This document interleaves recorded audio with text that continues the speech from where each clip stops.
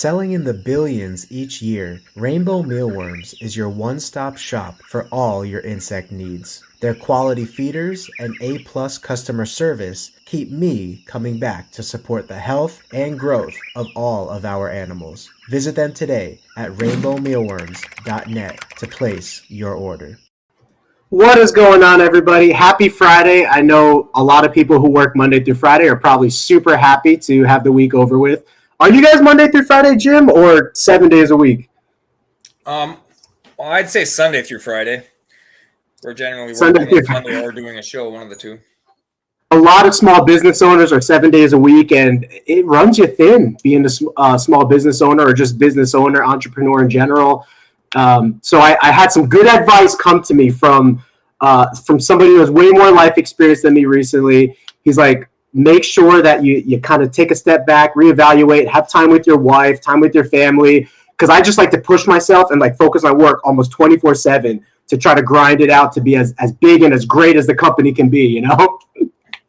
Yeah, I'm kind of the same way, but fortunately we have, I don't know, anybody that knows us from the shows we do and stuff, we have our one down day, and that's Saturdays. Like, you'll never see me vend a Saturday show or anything on Saturday. I might have a booth set up somewhere, but I'm not there until Sundays.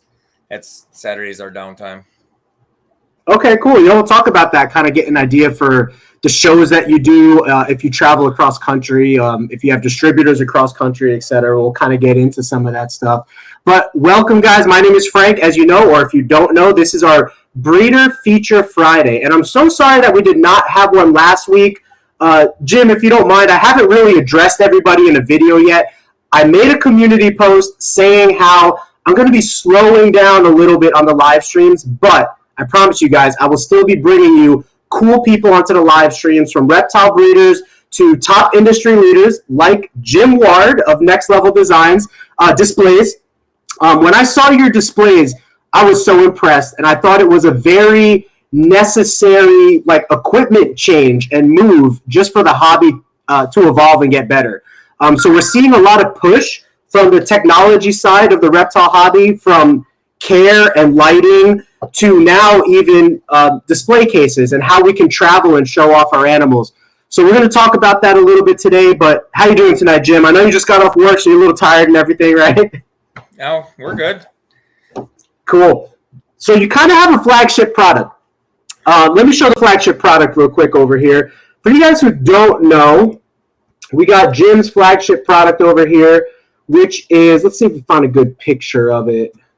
I think Facebook had a little bit, when I was looking, had a little bit easier photo to kind of get what's going on here. So I'm going to flip back to your screen in a second so that you can explain this. But I see that we have really nice, I think that's LED lighting going on. We obviously have the display cases that hold the animals. And if we turn the unit around, we have something that you don't see in any, I don't know if you have a competitor, but I've never seen any other display cases that have this feature. But you have built-in heating and I think also electrical outlets in here. So can you speak a little bit to the function of the display case and why you came up with this design? Why was it important for you to do so? Sure. Well, I guess to start with, how I came up with it is we're reptile breeders at heart, right? We started as hobby reptile breeders, breeding mostly boa constrictors and dabbling in some ball pythons here and there. And we were doing all these shows just like everybody else does, grinding every weekend, trying to get our animals out there. And the setup and tear down and trying to make sure our animals stayed healthy while we're traveling and going to these shows and while we're at the shows was killer. Unobtainable with the products that were on the market. So I came up with this idea for me, and it just kind of took off from there.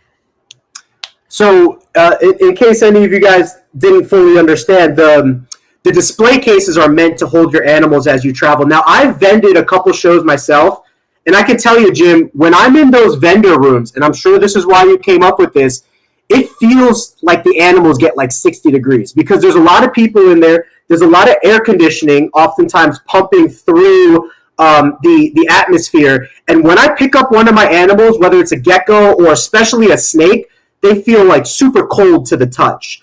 And I personally never really liked that. I was like concerned about it, you know? So is that a little bit why you kind of added the heating element into the display cases? Oh, absolutely. So even back in the time when we started and we were in deli cups and then we went into acrylic displays before we came up with our product, I've always carried some sort of heat with me. If it was early on a heating blanket to put underneath my tablecloth to keep animals warm, to putting heat cord down and then heat tape across the displays when I had displays. So I've always had heat. You lose one high-end animal because of a respiratory infection or something from going to one of these shows and taking them out in the outside, traveling with them. It's not good, you know. So having the heat to keep them healthy was pretty important to us from the get-go. Yeah, and you know, for a lot of people who don't know, snakes predominantly are more prone to respiratory than like geckos. So like I work with a lot of geckos. Crested geckos, they can handle a lot of humidity. Leopard geckos, you never really hear about respiratory, but respiratory is absolutely can be fatal for ball pythons, and I'm sure for most boas as well. Like it's not a good thing to get a respiratory, right? An infection for the animals. Any warm, hot climate reptile is going to have issues with respiratory if their temperatures and humidity levels aren't kept at the proper levels. Oops. Yeah. Now I work with predominantly leopard geckos, but I got into ball pythons recently. I bit the ball python bug. We invested a bunch of money. We're working the puzzle project, etc. But one of my biggest concerns with shows and bringing my ball python specifically to the show is possibly them catching a respiratory infection there from somebody else's snake that comes and handles my snake, or, you know, because there's no heating in our display cases, and then you bring it back to the house and then it spreads to other animals. I've heard really nasty stories about respiratory infections and ball pythons specifically. I've heard of a lot of people treating boas with medication and then being okay and stuff like that, but I've heard a lot of stories of ball pythons just straight dying from respiratory infections, etc. So it's one of those things that I'm really concerned about. And if you think about it, the reptiles are in a small display case for about 48 to 72 hours by the time they get back to their home cage. In that time period, they could poop, and poop has bacteria and humidity. And a lot of those display cases are not the most porous, right? They're not the most like fresh air coming into those display cases. So it's really important that the snakes would have proper heating to be able to potentially even fight off any inkling of a respiratory or from getting it in the first place. So I really, really admire and like the heating element to yours. Can you explain how it works a little bit? Like, let me flip back to the screen here. But I see that it's basically a 3-level display case, right? So you have 4, 4, 4. So it's 16 animals. And how big is each compartment? We could start there, I guess. Or do you have different options? So our each acrylic level, the 4 compartments, they're about 5 by 7 each compartment. 5 by 7. Okay. Now, pretty big. So good for snakes. We're one of the only ones that we also make, like, there's 3 dividers in that to make those 4 compartments. So the center one is glued in for support, but we make our 2 outer ones removable. So as your animals, especially snakes, as they grow, you have the ability to remove those dividers and make the compartment bigger. And then do you also have the ability to add dividers so that you can make like 6? Add a diagonal divider to divide that into 8 units then. That's nice. That's nice. And then, so you also have lighting right here, which I'm guessing, you know, if any of you guys have been to a show, the show does not have the best lighting. So when you're showing off your animals, you want them to look your best. So did you guys use like LED lighting?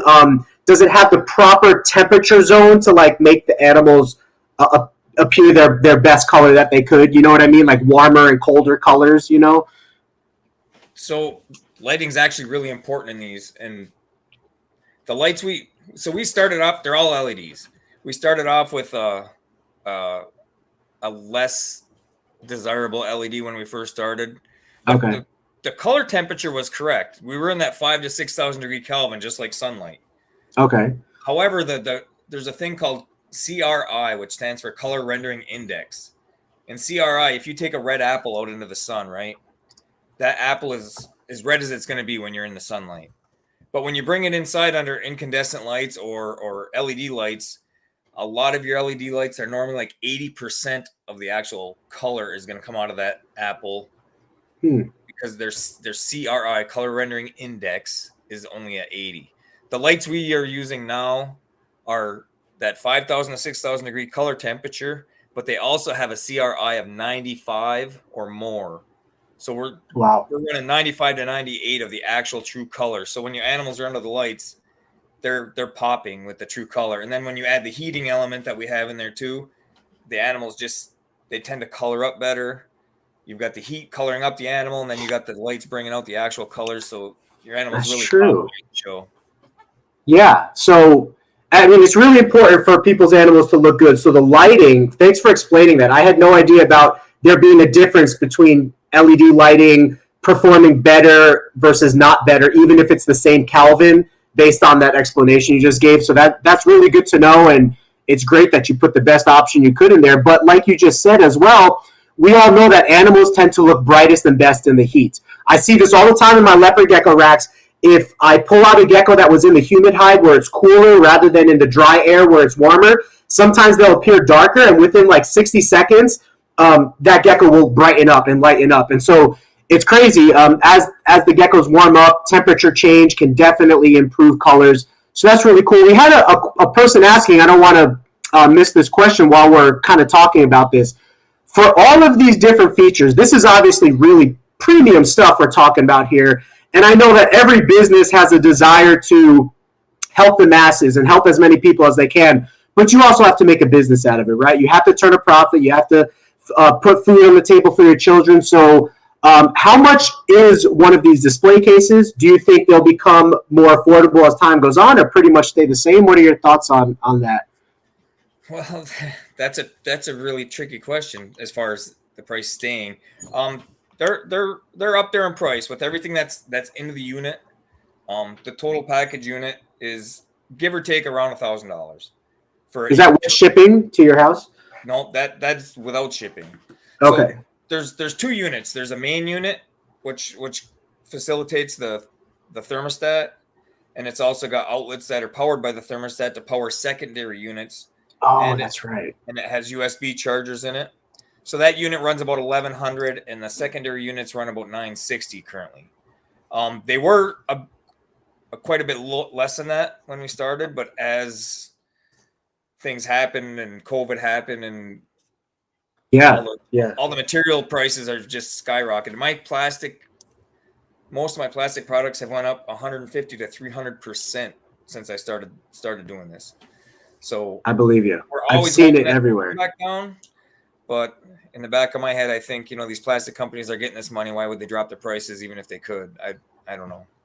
Right. So, once they get you locked in at that price, they're very unmotivated to drop that price. Yeah. I mean, you're getting that money. Why? But, I mean, you get what you pay for in life, and we all know this about animals. You could buy a $50 animal from Craigslist, or you could buy a $500 animal from a reputable breeder. And so, like I said, I know it's in your heart to help as many people as possible, but this really is a premium product, and so it carries a more premium price. But if you think about it, an average display case shipped to your home or whatever, you're still probably running about $400 to $500, and it doesn't come with extra dividers. A lot of them, you can't remove the dividers. So you're still paying about two-thirds the price of your product for a product that is just way less performance-based. So I really can give you a lot of credit on your design. If you compare apples to apples, like you take and break down our case compared to anybody else that makes acrylic displays, which those have all come up too because the shipping prices, the prices of plastic, everything else. But if you break down the components, say the display separate, and then you add in the heating, thermostat, you add in the outlets, you add in the light bar. There's other companies that make light bars for your standard displays that go over your displays. If you add everything up, you come really close in price to what we have, but then they still don't do the 5-second setup option. Right. So everything is packed into one box. You open that box up, flip it open, plug it in, you're set up. At the end of the day, you do the same thing. That was my goal behind this when I designed it. Was I didn't like spending 2 hours before every show setting all the lights and heat and displays up, and 2 hours at the end of the show packing everything up to go home. Especially if you're a long distance from home, you want to pack up and get out. So this is a way to makes it a lot faster, a lot easier for people to set up and tear down at the end of the day. Yeah, definitely. And I mean, your name is really flying out there right now. I see Canova using you guys, a bunch of big breeders that, vend shows often. They just see the efficiency of it. For anybody who does vend a show, like you just mentioned, it's extremely stressful. You're talking to people for 16 hours or longer over the course of a weekend. It's many hours to pack everything up, many hours to bring everything home. So anywhere you could save hours is really going to help. So I'm going to show this real quick one more time. This is that more expensive unit you're talking about, right? It has these 3 prongs in it, and that allows you to actually expand like extension cords and stuff like that you could plug in there. So those 3 outlets are controlled by the thermostat. So when you plug in your secondary units, the main unit's thermostat controls all 4 units on an 8-foot table. So gotcha. Okay. Those outlets are not to plug in anything you want power for. They are only specifically for the heat for the secondary units. Gotcha. And so I see that there's 3 prongs on the main unit, right? So that means that you can only hook up 2 other display cases next to it before you need to buy the higher dollar one again to hook up another 2, right? So it's meant to be like 3 wide kind of thing, or? It's designed that way because you can fit 4 of these on an 8-foot table. 4 of them, okay. So you get the main unit and 3 secondary units fit on an 8-foot table. That's why we went with 3 outlets. Now that thermostat will power more units if you wanted to run like a power bar in an outlet and then split it up. But usually what I tell people in general is if you're going to run more than 4 units, for every 4 units, you should have a main, because if you want tables across from each other, you don't have extension cords and power cords running back and forth. So it makes it nice to keep it all one package, one table type of thing, Yeah. And I think I misunderstood. So this is the main plug, which powers up the unit, and then these 3 allow for 3 additional units next to it, right? Like you were saying, so you could stack 4 units on the table. Right. Okay, perfect. I was thinking it was only 3 units to a table, and I was like, wait, there would be room at the end of the table then, but that makes sense now. So you guys have really thought of everything, and I'm going to kind of show this real quick. If you guys want to see a good video by Jim over here, Color Crazed Constrictors, which is his YouTube channel for his snakes. I watched this video a couple times when I was first watching your setup. He goes through and explains everything in this video of how the product is used, why he came up with certain options, and it all ties into what we were just kind of describing right now. But you do a good job of it in that video for reference. Crude. It's an old crude video. I need to redo it, but sometimes out there. It gets you from point A to B. So that's the flagship product, so to speak. Are you guys working on any other ideas for the future, or really just hammering away at this and continuing to make it whatever, just better as you see fit, make adjustments to it over the years, or just focus on it the way it is? We're always looking to improve our product in whatever ways we can, if it be quality or making like the lighting. The lighting's evolved a couple times over the years. There's always some way to improve, so we're always looking to improve. But we also have other products where we work on, and there's other products that are in the works that need to be released. Just my lack of time, with as busy as we are, haven't been able to get them out right now. But I've got another major product was due to release over a year ago, and it's still sitting on the shelf in a back burner while I'm working the bugs out of it, just because I don't have the time. Have you spoken to anybody about that product? Are you okay to mention it now, or is it like a surprise kind of thing? There's a few people out there that know about it, so I guess it's not really a big surprise. It's just the more people know about it, the more people want it, and it puts more pressure on you. So I got all these people messaging me. So it's basically it's the same line as the displays, except it's for the larger animals. It's the tower system. But it's going to be it's going to be an all-included tower system that works very similar to the way our displays work. Wow, that's really cool. What if you just walk into a show one day and you see all your display cases for the most part just around the show? Frank, I'm telling you something. It's been amazing watching this evolve from where we started building a couple of these in our basement in 2019 to now we go all over the country to shows, and we're out in Denver and you're watching people set up, and there's a half a dozen people setting up our displays. It's really cool to see how far that has come. Yeah, that is. I'll give a shout out to Rob Shook. He says, hands down the best display cases in the industry. I have 4 of their displays. When I got them, my sales went up dramatically because you look better. Everything performs better. Your animals are better and healthier. I can set up at the show 1 8-foot table in less than 10 minutes. So just so you guys get an idea of that, an 8-foot table is 4 display cases and probably about, it could be anywhere between 60 to 80 or more animals, depending on how many dividers you got in there and all that. So that's amazing that you could set up almost 100 animals in 10 minutes. Yeah, I'm definitely going to buy from you when I have the profits of my company to be able to do so, you know. Because like you said, I bought one of those over-the-lamp desk light thingies. It's another piece of equipment. They're big and bulky. They're like 3 feet head on those things, right? So they're big and bulky. You have to find an outlet to plug into and then plug in all the rest of your other stuff. It's just very time consuming. So yeah, your system looks really professional and really great. Let me see if I missed any other questions here. I think I was caught up on that. So we will keep an eye out for your other products because that was one of my questions. Companies like you guys are always working on other products and cool things to innovate. Just kind of free thinking a little bit. Do you think that a competitor to you will come out or a knockoff company? Have you seen anybody yet produce anything similar to you guys? I haven't. I've seen some people add heat to their displays that they currently have. Kind of totally different from what I have. It's kind of goes back to the way we used to do it when we laid a heating blanket on the table and put our stuff on it. I don't know if anybody will do it or not. I just got approved on my patent finally. Oh, really? I found out last week, and that all finally went through. It took 3.5 years to get, but so the patent's approved. So there's got to be, I forget what it is. I think it's 7 major changes if somebody wants to try to copy it, but I don't know if people want to put as much into it because there's a lot that goes into that to make that whole thing work and figure everything out.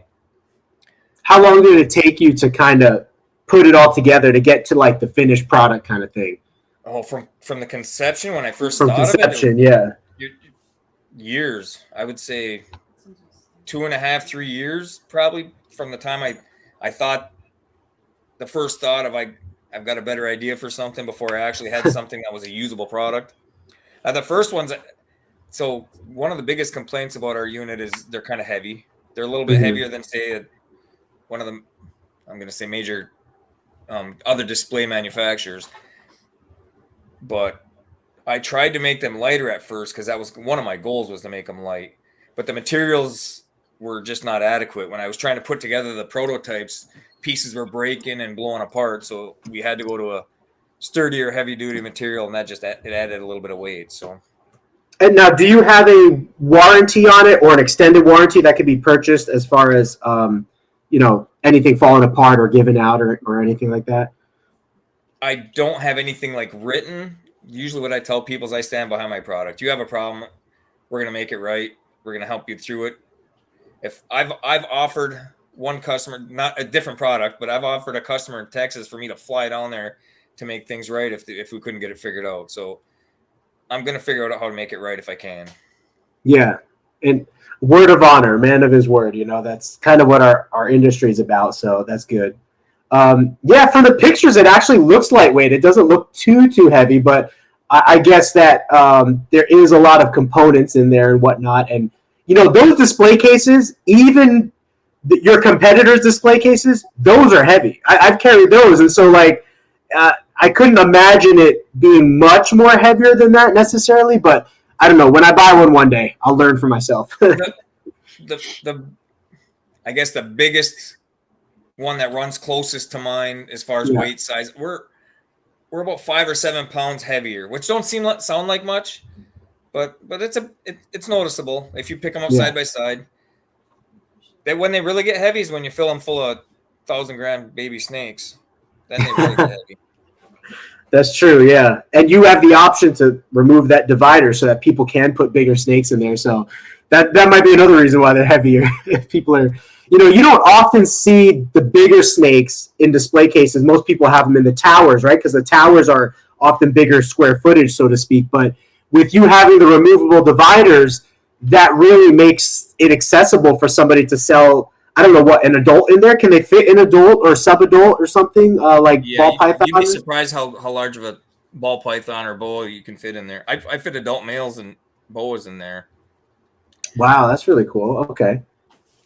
I do have, as far as another product there, I do have another product that's kind of in the releasing stages. Is instead of 3 levels, it's 2 levels.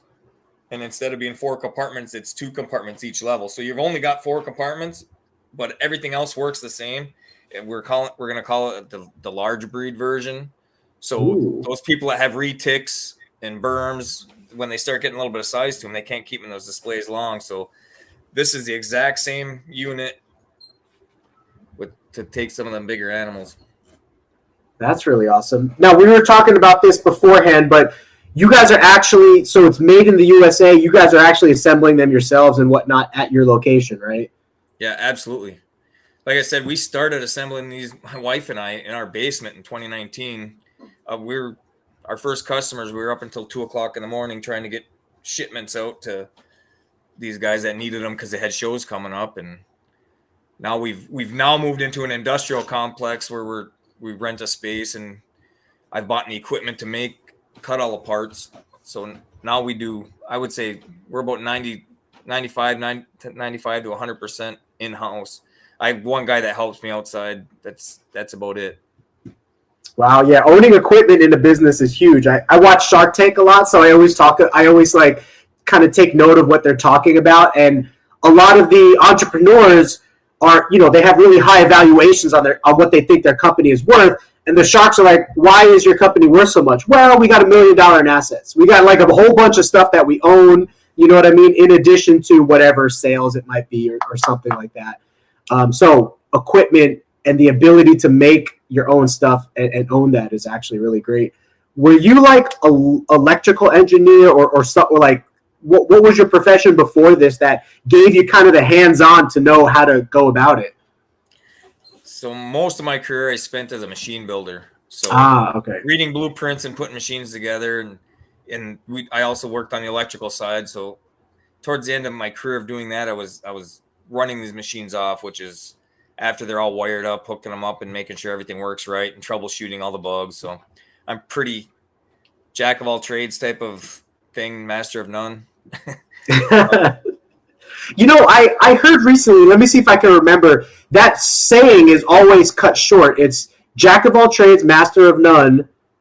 But I don't know, but I'd rather be a jack of all trades than a master of one. I forget. There's like an addition to the saying that actually that puts a better light on the jack of all trades instead of the master of one. Because the original saying, or the saying that we say nowadays, jack of all trades, master of none, that kind of puts more emphasis that you want to be the master. But the rest of the saying actually puts more emphasis that you'd rather be the jack. You'd rather know how to do a whole bunch of stuff decent or whatever than just one thing really, really good. Yeah. But so you and your wife run the company then, right? You told me you're both doing this full time now? Yeah, since 2021, we've both quit our day jobs and went full time into this. Full-time committed entrepreneurs. And you also breed animals, right? Like, what's your passion animal, so to speak, that kind of got you started into the shows and the display cases and that route? That'd be boa constrictors. Oh, look who's here. I watched this guy on YouTube. Lucas Landon Royals. So Lucas Landon Royals, I've watched so many of, do you know his channel? You know this guy? I don't.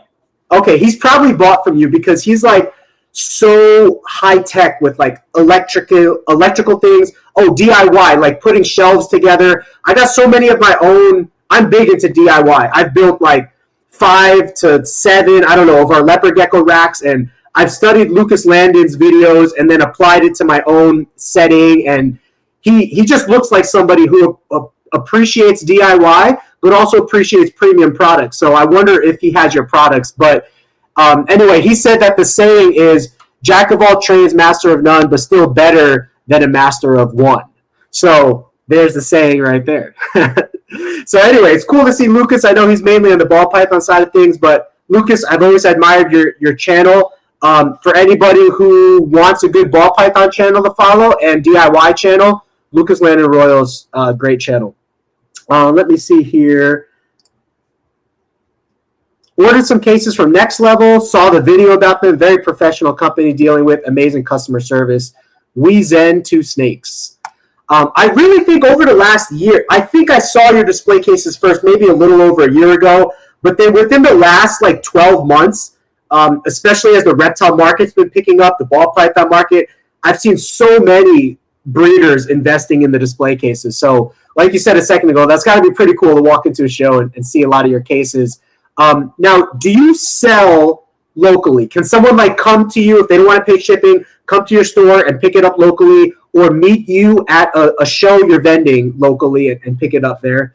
Absolutely. We try to facilitate to whatever way saves somebody money. If they're willing to come to the shop and pick up, or if we can make it happen that we can meet them at a show, we've done a lot of that. Shipping these days is crazy. It's expensive. Shipping companies do not take care of your product. They don't care. The people that are loading these trucks and unloading them, just there's no pride in their jobs. They're just doing it as fast as they can, and I get damaged product all the time. So I always want to try to hand it over in person because I know that thing's 100% when I hand it over. If we're meeting something. What happens if it is damaged in shipping to somebody? I know you said you're all about making it right, but have you had that happen? And like, how did you make it right? Like, what did you have to do in maybe like a worst case scenario that happened or something? The damaged parts get replaced on my bill, and then I file a claim against a shipping company, which I've not gotten one payment from any shipping company yet as of today. And I've got physical proof with pictures and everything where they stuck Kylo forks through a product. I replaced it for the customer, but the shipping companies deny the claims. They find some way to deny it every time. I've got one in right now for a couple $1,000s worth of damage that they did to some products I shipped to a customer.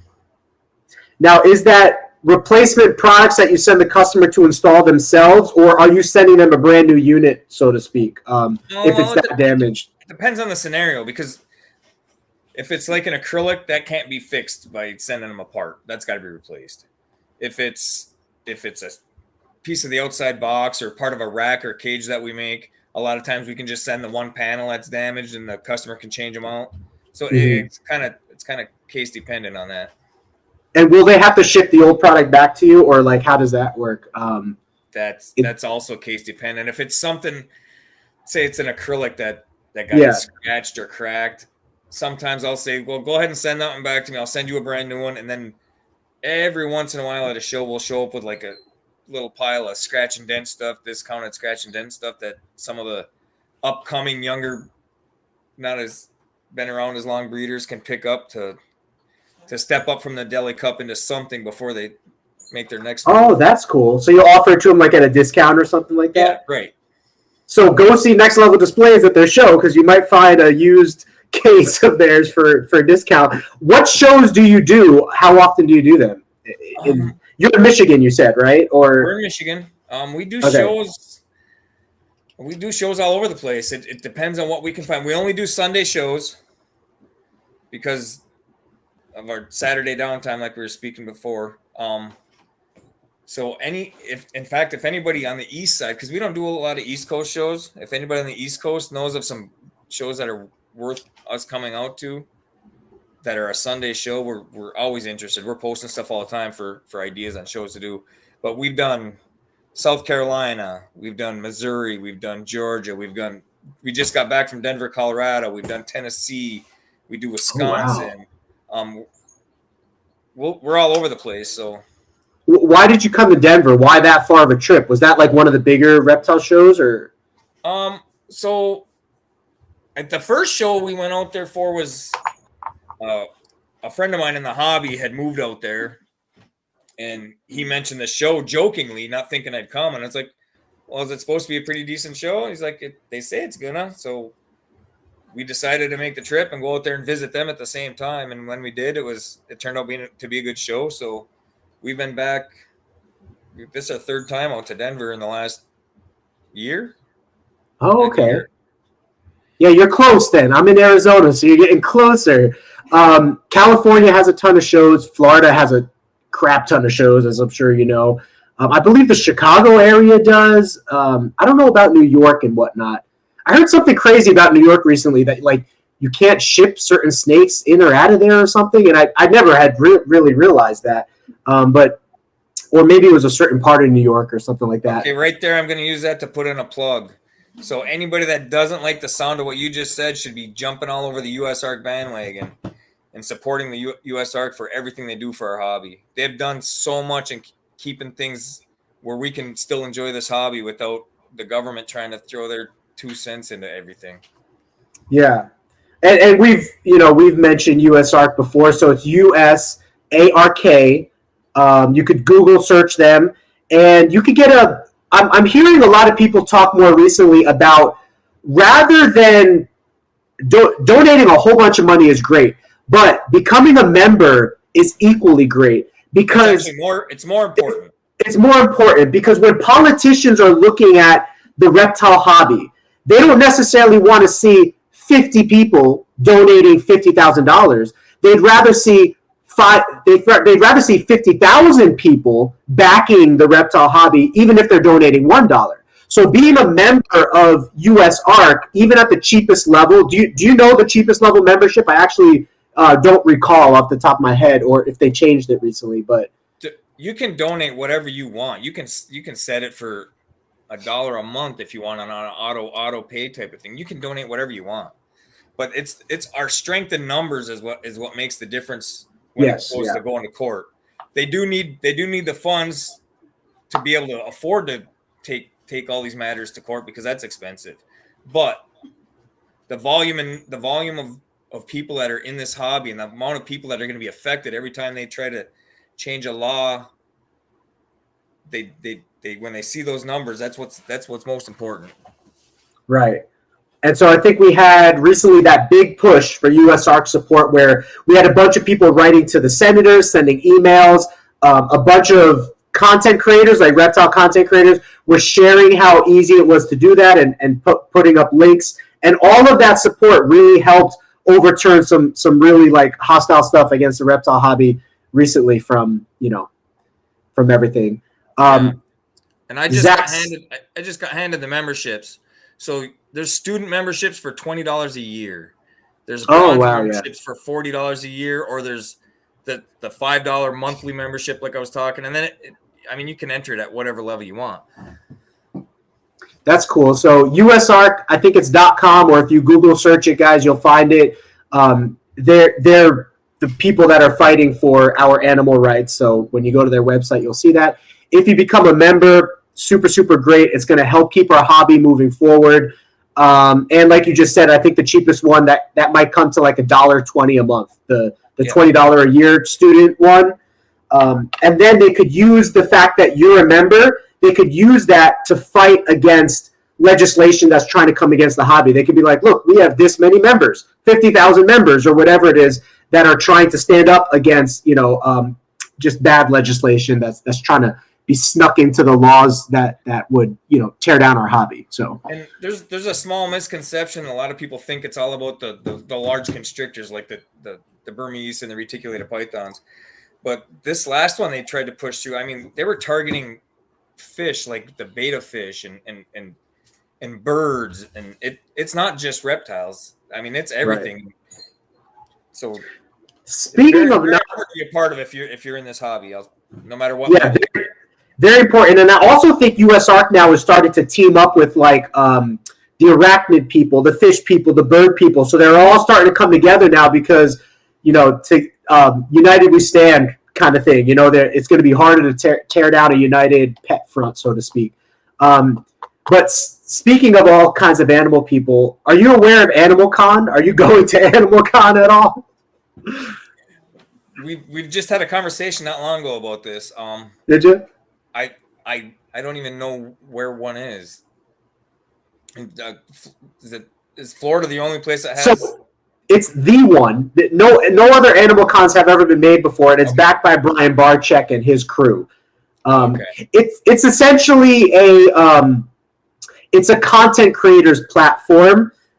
So like big reptile and big animal, sorry, not just reptile, big animal content creators, dog people, fish people, reptile people, amphibian, arachnid. Brian Barczyk took it upon himself to start throwing something every year that's called Animal Conference. And it's going to be in Florida once a year. And it's basically where you could meet like the biggest social media influencers for the exotic or the pet hobby. And there are some people that are kind of poking fun at it, but I think it's a great idea to promote the hobby. You get to see a lot of people from different niches in there, the bird niche, the reptile niche, the fish niche. And it's just cool to see that, because I think at the end of the day, even though reptiles is my number one, I love fish. Like, you know what I mean? Like, I like looking at some fish, some colorful fish. Like, it's pretty cool. I can definitely admire that, and a talking parrot and stuff. So most of us have love for other animals. But anyway, I kind of threw that in there as a joke because I didn't know if you had heard some of the poking funs at it or had an opinion on that. But I think it'll be a good show. Anyway, it's taking place in Florida next year by Brian Barczyk. So I'm sure you know who Brian Barczyk is, though, right? I do. He's right here in Michigan too. Oh, is he really? Yeah. Oh, the Reptarium. Yeah. Cool. His place is just on the other side of the state for me. You ever do any partnering with him on stuff, or does he, promote your brand yet or anything? I mean, we've talked at Tinley before, but. Oh, thank you, Zach. I forgot to ask this question because a lot of display cases have like really, really bad lead times. What are your lead times? How long does it take to get a product to somebody? They're really, really bad. Okay. I was hoping you were going to say really, really good, and I was going to. They used to be. Yeah. I mean, we were 2 to 4 weeks, then we were 4 to 6, then we were 6 to 8. So what is it now? In the first quarter of this year, we took in as many orders as we had for the entire last year. Okay. And so we're given estimates for lead times that are just a guess, a poke in the dark, because we don't know, right? I mean, yeah. I don't know how long it's going to take me to build these because I've never had to build this many in this short of time. So we're kind of running into a little bit of that. So we're beyond 16 weeks now. So that's because of that first quarter. Now, after that first quarter, those numbers start to drop back down to normal averages per month. So that's going to correct itself. The problem is now we ran into some supplier issues. So I had parts that I ordered in May that I just finally got Thursday when I was on my way to Denver. 3 to 4 months waiting for parts doesn't help your lead times at all. So we're struggling to fight that. I just got hit in the face with a baseball bat the other day on another part that I'm trying to work through. It's just a struggle being, business owner and trying to stay ahead of it. We've done a pretty good job of staying ahead of some of these up and down swings, but some of them just catch up to you. Yeah. And I mean, I think I'm okay. Lead times everywhere are tripping out nowadays. 16 weeks, which is 4 months, is actually not that horrible because I've heard some lead times for display case companies, or I haven't even been messaged back by them.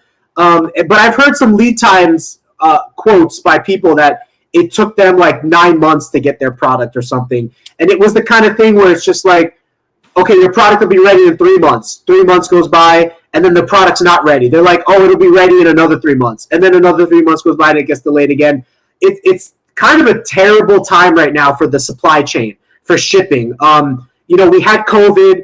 We had the Russia-Ukraine thing happen. COVID's kind of not back necessarily, but people are talking about it again. It hasn't really fully gone away yet. So if you guys could just be understanding with companies don't benefit by giving you long wait times. It's just that there's really no other options right now. To get their products in, to get their products out, it's just a very delayed process. But like you, as well as other companies, I know you guys are doing your best to get it out there as soon as possible. You just told me you don't sleep. You work 24/7 pretty much, so you're very dedicated to your fans and followers and customers. So everyone, just please keep that in mind. It's tough times. It's so tough right now that a lot of reptile shipping companies don't even offer insurance anymore on shipping reptiles. So think about that for a second. They were doing insurance regularly. Now they won't even let you. I think there's one company that does, but there's a bunch of stipulations where it makes it not even worth it to buy the insurance, because it's almost like, I forget the exact protocol, but it doesn't make it worth it to get the insurance. So anyway, if FedEx, which is one of the number one shipping companies in the world, if they can't even guarantee packages to you, how much more difficult is it for other businesses, right? And so it's just a really tough time for the economy right now, shipping wise. But so it's about 7:45 right now. You want to go for like another 15 minutes, do a couple more questions, and then we'll let you enjoy the rest of your night. Nice. Do you do any partnering with Morph Market? I see you got the hat on. You rock it at the shop, I would imagine. We were one of the, when they first opened up Morph Market and added the ball python, the boa constrictors. We were one of the first ones that jumped on that wagon. The problem I have is that's right after that is when Next Level Displays took off, and my time I get to spend in trying to advertise for the snake side of things is gone. It's just non-existent. So we have not been on Morph Market. We keep talking about we need to get on it because I have a lot of snakes that are pretty cool that we want to get on there and be able to move, but the time factor, I mean, we're working the hours at the shop, and then we got to come home. We have the peak of the season 2 years ago. I was almost 500 snakes here. Now we're probably down to mid 300s, but I've also got a barn outside that's got a couple thousand rodents in it. Gosh. We were working day jobs. I mean, we're pretty busy. So are you doing the rodents, or do you hire somebody to do it? What's that? Are you doing the rodents, or do you hire somebody to do the rodents? No, we do it. Oh, so you don't sleep then, basically. Not as much as I used to, for sure. Yeah, and that's one of the difficult things with snakes is, first of all, 500 snakes is a lot of space because snakes are bigger than geckos per se. But also with geckos, at least leopard geckos, they just eat mealworms. And I don't know if you know this about mealworms, but mealworms can be stored in the refrigerator for up to 3 months. So I don't need to feed the mealworms, clean the mealworms, anything. They're just stored in the refrigerator. Then they get fed to the geckos, and we have like a nutritional powder that goes with them since they're not like the best gut loaded after 3 months of sitting in there, and it works perfectly fine for the geckos. But rats, you cannot do that with rats. They constantly need cleaning, food, water, chew out of tubs. I just started doing rats this year, and it's a whole nother job in of itself, and if you want to be successful at snakes, you kind of at large scale, you kind of have to start doing your own rats because it's tough to find reliability. If something happens to your supplier, you're out of the equation now, and you have nothing to feed your animals. So that happened to me this last year, and I was like, you know what? I'm just going to start my own. And thankfully now it's a lot more work, but it's kind of like freedom for the snakes. I can feed them as much as I want. The tegus, I can feed them as much rats as I want. So it works out good. But there's rat shortages across the world. Oh, that too. Yeah.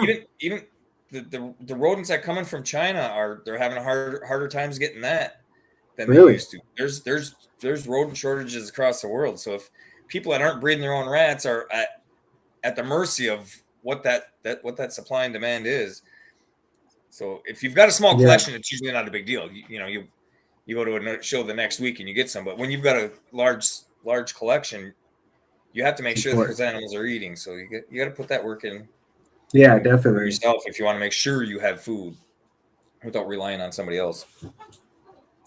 Now, for your next level displays, I just always ask this because it's just something that people have in mind for purchasing. Do you do bulk discounts or multiple item discounts? And if so, what does that look like for you guys? We do. So we kind of structured it around the units themselves. So like I said, you get the one main unit and 3 secondaries fit on an 8-foot table. So that's a set of 4. So if you buy a set of 4 or more, we knock $50 off each unit. So 4 units, you would save $200. And that's a standard. It's been my standard since I started this. Wow. Okay. Now, if you get 4 units, are they individually shipped in 4 separate boxes, or can you compile all into like a giant box to be delivered to you? Or they're usually compiled onto a skid, and and packaged and banded and shrink wrapped and shipped on a skid through freight, like FedEx Freight or one of the freight companies. And they can come directly to your house, right? It doesn't have to be like pick up at a location. They can, but I usually kind of try to nudge people to have it held at a freight hub and picked up, kind of like we do with the snakes. It saves one extra step for someone to be able to damage it or to get lost, and it's also a lot more expensive to ship freight to a residential than it is to pick up at a hub. So customers can usually save $100 to $200 to pick it up at the hub instead of having to go to their house, and you're saving the risk of that damage too. That's really good. Really good point. Now, the warehouse hub that you talked about, is that the same as animal hubs, or it's going to be a different hub potentially? No, a freight hub is totally different from a FedEx ground or UPS ground hub. All right. So, but you would just get the address from the person and be like, hey, if you want to pick it up at your local freight hub, the closest one is this or something, right? Yeah, and I don't stick with like one company. Like I don't ship everything FedEx. I look at 20 different companies.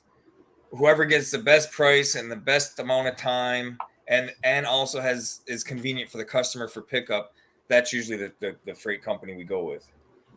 Oh, that's good, And their reputation.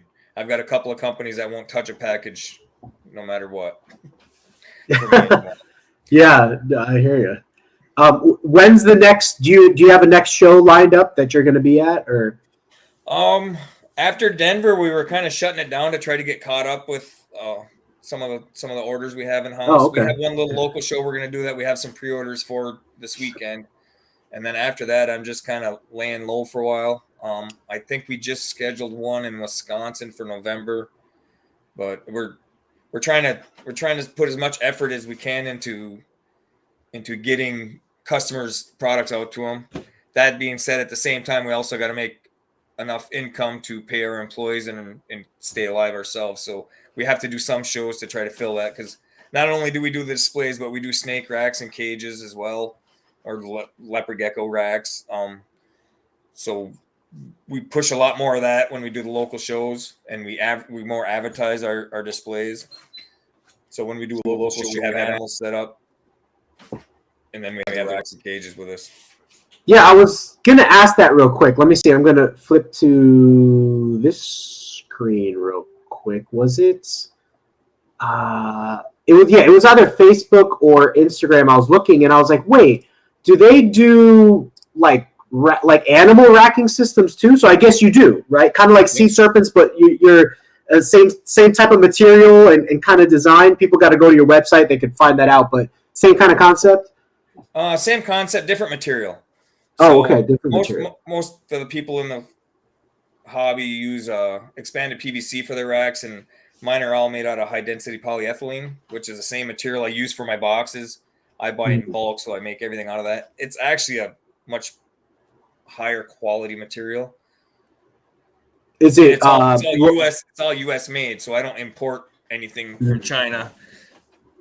That's good. I don't say anything. That material I don't import from China. The LEDs and stuff like that come from there because they don't make them here. So if somebody wants to check that out, is it nextleveldisplays.com to check out your other products as well, like your rack products? The website is never been finished. Okay. To explain that. It's been worked on a couple of times and keeps getting dropped, and I just don't have the time to put into it. So the best way to find stuff is probably our Facebook page. Okay.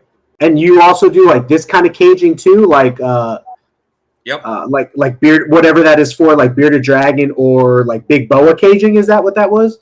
Those are that stack you just showed are actually 6-foot split cages with dual heating on both sides, and you can split it into 2 cages or remove the divider for 1 big cage. Those were designed for bow, as that order was, but they could be used for other retics or berms or whatever. Yeah, that's pretty cool. Let me show that again real quick. So, so you're saying there's a divider in here, and I did breed boas one season, and that divider would be super useful to like keeping the male on one side and keeping the female on another side. And so you're saying you could do that and then just pull the divider for breeding and then separate them when it needs to be as well. Right. Wow, so you guys got some. We have the same kind of caging coming for geckos as well. Oh, really? Yep. Ooh, that is going to be something I'm going to keep an eye on. I'm always looking for innovations in the hobby. 2 weeks ago we had on VivTech, which is coming up with like better lighting technology and stuff for our reptiles, and I think that's amazing. And what you're doing is also amazing, helping taking caging to the next level as well as travel, right? Because there are a ton of people that want to show off their animals, not just the big guys like Canova and big vendors and stuff like that, but even normal people that maybe have a smaller collection. They want to show it off. They want a vendor show, and making that convenient and look presentable and professional is kind of the direction that the whole hobby is moving in, and it's pretty cool that those options are more available right now, and totally worth the money. Everything in life is what you pay for, but you spend a lot of money, you're going to get a good product. You know what I mean? So one thing we didn't touch on with the displays too, we talk about them at the show and keeping the heat on the animals, but a big part of their convenience is being able to travel with heat on your animals. Oh, yeah. I live in Michigan, and it gets cold here in the wintertime. And when we put the animals in the car, they get plugged in. And most of your newer cars have a plug in them to plug in 120 volts. Mm-hmm. Or you can get a little converter that plugs into your accessory outlet to give you 120 volts. They don't draw much power, so you don't have to have a very big one. But you can keep your animals heated when you're traveling in the winter. I get a lot of people in the South say, well, I'm in Florida. I don't need to heat them in the car here. I said, well, do you like driving around when it's 92 degrees in your car? I like to have the air conditioning on. Right. Well, I still want my animals to be healthy and warm. So no matter what, that comes in handy. Or when we go to like Tinley Park, the big shows, and you're shopping, we keep one of these things in our hotel room set up. So when we purchase animals, we go and we put them in this display, and they've got heat for the weekend while we're in town. Wow. So, yeah, I mean, you've really thought of everything. I think I did remember watching one of your videos where you mentioned that you could heat them in the car. And for long trips, 10, 12 hours, you have the AC on in there. It's just as cold as the show would be, Your AC is pumping out 60, 70-degree temperature, air conditioning into your car. So that's really great. And I'm sure there's, like you said, there's either plugs or adapters and stuff that you can buy to get the electricity to your animals. So that's really cool. And then, like you said, hotel rooms. And there's been times when we've been traveling, I carry one of those, like a solar generator for camping. It's like a battery pack that you plug into. So when the temperatures are mild, I can leave the animals in the car, lock the car, go up in the hotel room. I don't have to carry them all in with me. I just leave them out there plugged into that battery. It runs them all night long. Wow, that's super cool. Or if you run out of gas on the side of the road, I've had that happen too. Yeah, so you're prepared, that's for sure.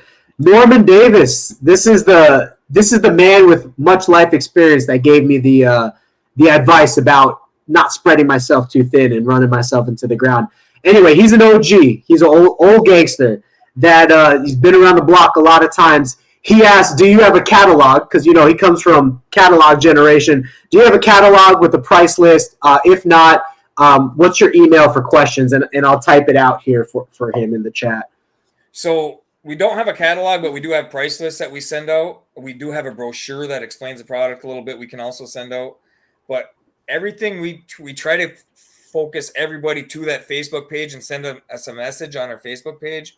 And then we'll send a digital copy of all those price lists to them. So it's Next Level Displays LLC on Facebook is the easiest way to find us. And just send us a message and we can get you all that information. So Next Level Displays LLC on Facebook. Do you guys have a direct email, or is it going to be you prefer everyone just to go through Facebook? No, you can also reach us through email at sales@next I'll let you catch up. Yeah, sorry, I hit something. I hit something bad, Jim. It's all right. Oh, okay. Hold on. I caught what I did. Sales at next dash or hyphen leveldisplays.com.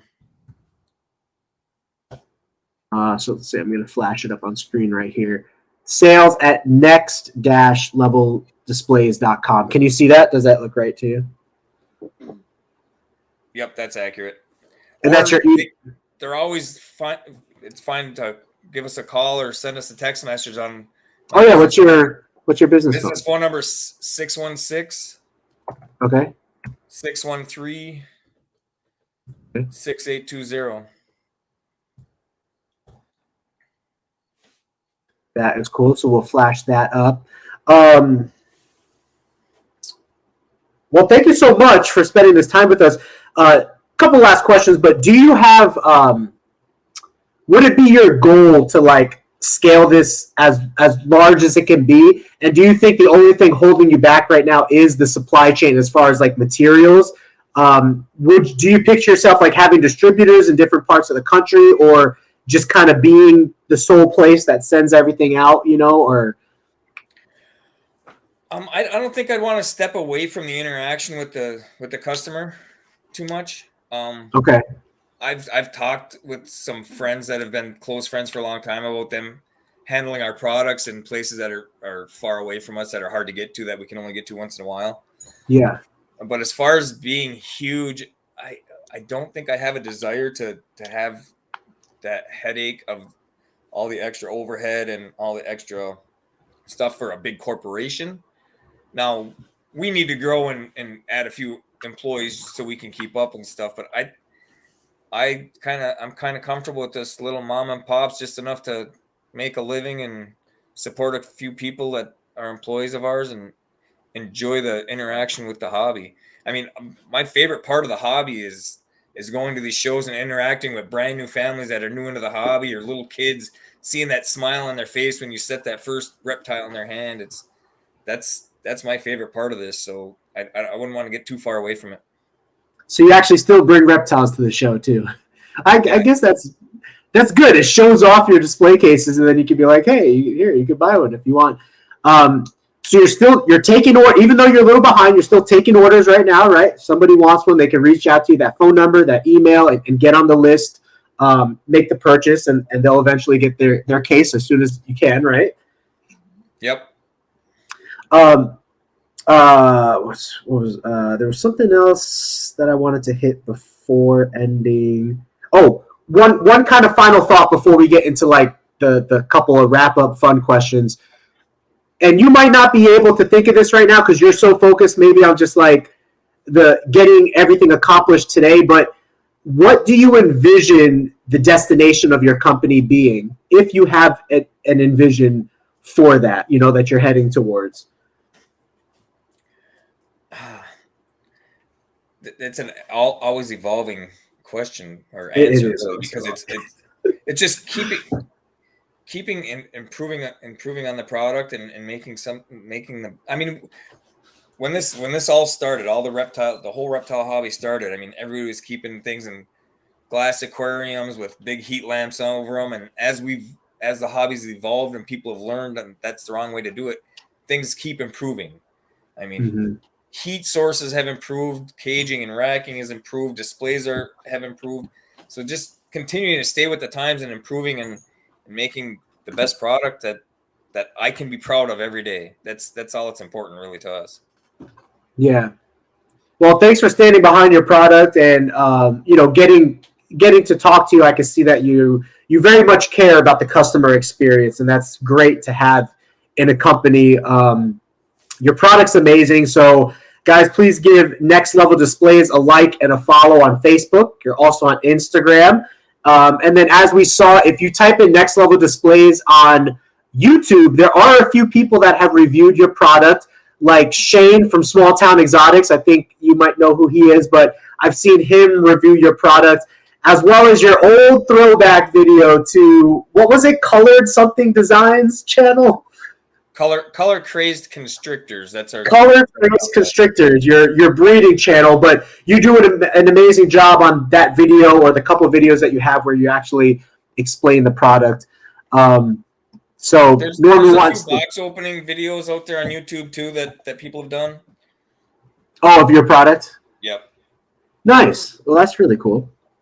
So a couple fun wrap-up questions for you on the way out here. So appreciate your time with us. I know it's been a busy week, and we'll get you back to your wife here soon.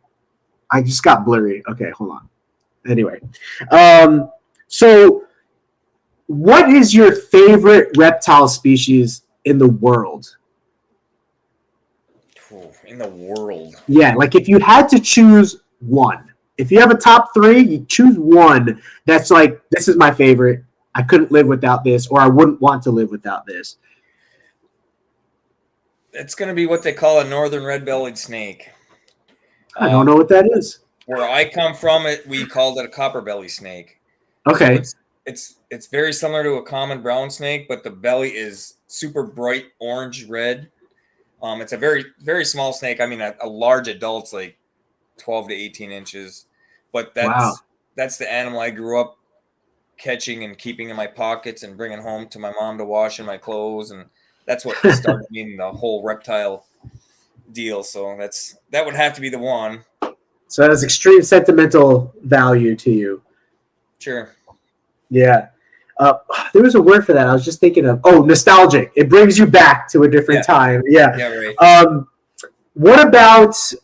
What is your favorite type of food to eat? Like, do you have a favorite, like Italian food, pizza, or Chinese food, or does it not matter for you? I'm pretty open to food, but okay. I like a good steak. Okay. You're one of those, you're like a Texas guy. Just like, give me some meat. I've grown recently to really enjoy some decent sushi. That's okay. Yeah, I can't do the raw sushi. I think I could do. I forget. There's like a beginner sushi that I can do, but some of the other stuff, I can't do it. What about your least favorite food? Like, is there a type of food that not necessarily you're allergic to, but like a type of food that you just don't like? Like you don't like hot sauce, or you don't like, squishy food or something like that. I don't know. Well, there's some foods out there that I have some texture problems with, but I would say my number one would probably be peas.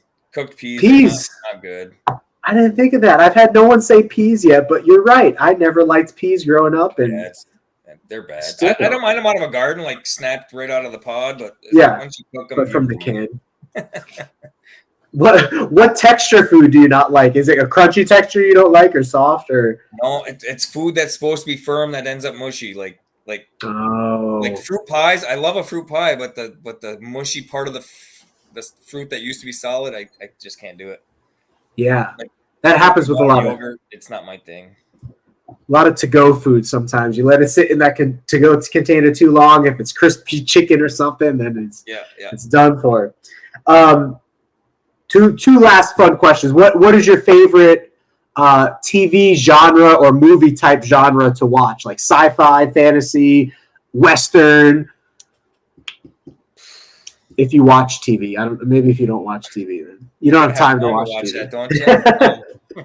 Do you watch anything with the wife that like you guys like watching together? Bachelor? You watch Bachelor, Bachelorette? No. We watch a lot of YouTube videos. We're into jeeping, so we watch a lot of YouTube videos on jeeping and overlanding. Okay. So that's probably the biggest thing these days. I mean, I can enjoy watching Star Wars and stuff like that, but we don't watch a ton of TV. Even sports, I don't watch a whole lot. Some football games or hockey games here or there once in a while, but yeah, same. I don't watch a ton of sports. My dad's like super huge into it, but your product is next level, like Star Wars is next level in the universe. So at least you have that in common. Like when you're watching with your wife and stuff like that, is there a show or a type of television series or something that she really likes to watch, but you just can't stand it, or you don't like to watch it, so you'll just like sit there on your phone or something like that, or just grit through it and watch it with her? For the most part, most of the stuff we generally enjoy together. Yeah, you kind of pick it. Yeah, I can't think of one that really stands out that I don't like that she likes. Like she's not one to watch a lot of the what do you call it? The more rom-coms, huh? Romantic comedies. Yeah. She's usually it's everything we watch is pretty liked by both of us. Do you guys like Jurassic Park? Of course, it's reptile. that's what Vivtech said when we had him on. I think his name was Ryan. Sorry, my brain is spaced. Yeah, Ryan. But he was like, "Of course, I'm not a heathen," because we were talking about TV a little bit. But that's it, man. Well, thank you so much for spending this time with us. I really appreciate it. Any words in closing or anything that you'd like to say to anybody, or just in wrap up about your social media or anything? My social media lacks terribly because I just don't have time to monkey with it. This is more social media right here than I've got over in years. But no, in wrapping it, I'm going to jump back on the US ARC thing, man. It's very important that we all become a part of that and show that we're big in number, because without that, a lot of us might not have the animals we keep today if they wouldn't have been out there batting for us. So very important. Yeah, well said. If anybody has any questions on US ARC or what that is, or maybe they don't know, they missed our conversation earlier, feel free to message me on Instagram or Facebook, and I'll kind of tell you. Also, you could Google search them, US ARC in Google, and it's probably like usarc.com or usarc.net, and you can find out more about being a member of them to support the reptile hobby. Or .org. Yeah, maybe .org. I think it might be .org. .org. Okay, US ARC. You can message us as well. We usually run our local shows with a US ARC table too, so we've been set up with US ARC for many years. We volunteer at the auctions when we're at the show, big shows, and oh, nice. Part of it. So. Well, that's really cool. Well, we'll keep an eye out for you at the shows. Also, give them a follow so they can stay up to date on your new products you're releasing. And if they go to your Facebook or Instagram, they can request a product list from you, right? From pictures that they might see. So you have like display cases, you have racking systems, you have a couple new products that you said are going to be coming into the equation. But all like top level stuff for reptile people, right? Yeah. All right. Well, really cool. Well, thank you so much, Jim. I'll let you get back to your night with your wife, and I hope you guys have a great night, and we'll talk soon. You as well, Frank. I appreciate it.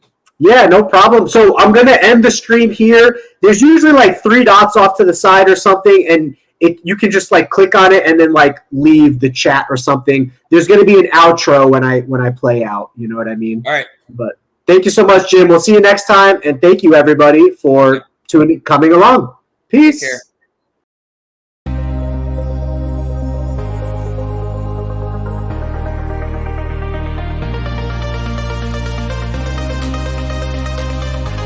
Selling in the billions each year, Rainbow Mealworms is your one-stop shop for all your insect needs. Their quality feeders and A-plus customer service keep me coming back to support the health and growth of all of our animals. Visit them today at rainbowmealworms.com.